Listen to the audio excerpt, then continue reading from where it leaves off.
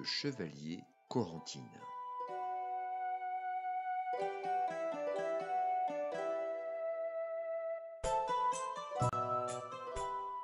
Corentin était un chevalier redoutable qui maniait l'épée avec l'adresse d'un barbier.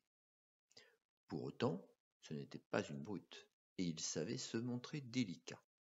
« Halte !» ordonna-t-il en tirant sur les rênes de Balaguère. Son cheval se figea, une patte encore levée. Corentin sauta à terre. Sous le sabot de sa monture, un crapaud terrifié tremblait comme une feuille. « Il s'en est fallu d'un cheveu, dit Corentin en prenant dans ses mains le crapaud chauve comme un œuf. L'animal poussa un coassement de soulagement, et Corentin l'embrassa sans dégoût avant de le libérer. Un nuage de fumée apparut. Vlouf! En un clin d'œil, le crapaud était remplacé par une fée à l'allure sympathique. « Je suis la fée Amandine, s'exclama-t-elle. Une sorcière m'avait ensorcelée, mais ouf, le charme est rompu. Pour te récompenser, annonça-t-elle à Corentin, fais un vœu et je l'exaucerai. D'ordinaire, c'est 3 vœux, dit le chevalier. Les temps sont durs, répondit Amandine. Aucune importance, dit Corentin. Je ne souhaite qu'une chose. La fée rejeta ses cheveux en arrière, sûre que le chevalier allait formuler le vœu de l'épouser. J'aimerais devenir la chevaleresse Corentine, dit Corentin. Amandine toussa. Pardon ? J'aimerais que vous me transformiez en Corentine, répéta Corentin. Depuis que je suis tout petit, je rêve d'être une chevaleresse.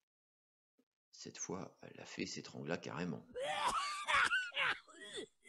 Non, non et non, déclara la fée en lui tournant le dos. Mais j'ai droit à un vœu, insista le chevalier. Pas ce genre de vœu, cria la fée. Et elle s'éloigna d'un pas rageur vers la capitale du royaume, suivie par Corentin. Arrivée en ville, la fée jurait à qui voulait l'entendre qu'elle ne transformerait jamais Corentin en Corentine. Et tout le monde l'entendait. L'affaire faisait grand bruit. Alertés, le roi et les autres chevaliers attendaient Corentin et la fée au château.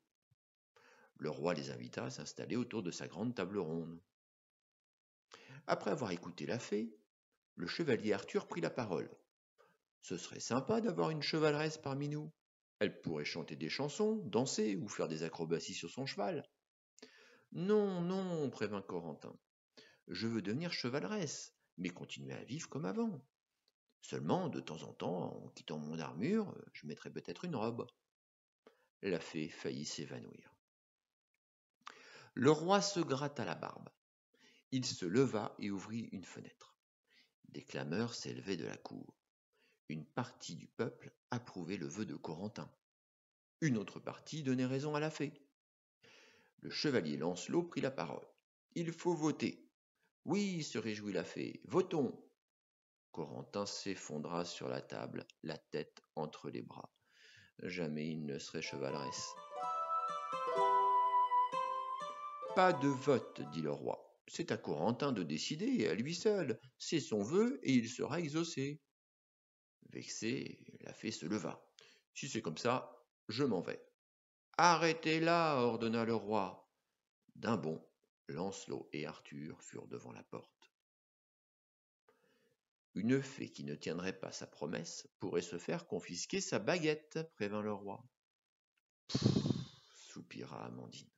C'est bon. » Elle prononça une formule étrange, agita sa baguette et sauta sur un pied autour de Corentin, qui disparut dans un nuage de fumée. Depuis ce jour, Corentine la chevaleresse manie l'épée avec l'adresse d'un barbier. Si un dragon s'approche du château, elle saute sur son cheval pour le chasser.